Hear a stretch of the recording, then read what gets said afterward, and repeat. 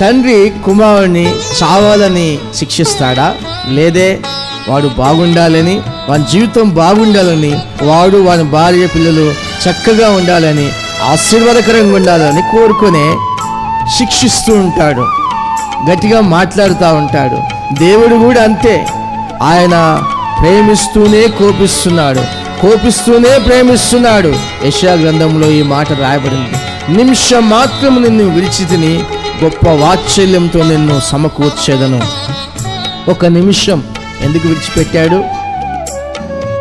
నువ్వు వాక్యం ప్రకారం జీవిస్తావా లేదా? హిజ్కియాని చాలా బాగా ఆస్వాదించాడు, నలుదిక్కుల సమాధానం కలగజేశాడు. ఆ తర్వాత హిజ్కియా మనసులో ఏముందో తెలుసుకోవాలని చెప్పి కొద్ది కాలం ఆయన్ని విడిచిపెట్టేశాడు.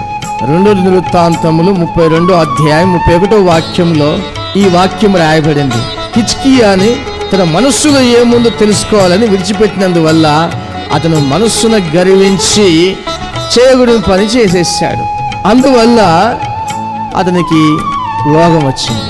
దేవుని వాక్యాలు నేర్చుకొని వాక్యం ప్రకారం జీవించకుండా ఆ వాక్యాలను విడిచిపెట్టినందువల్ల రోగం వచ్చింది.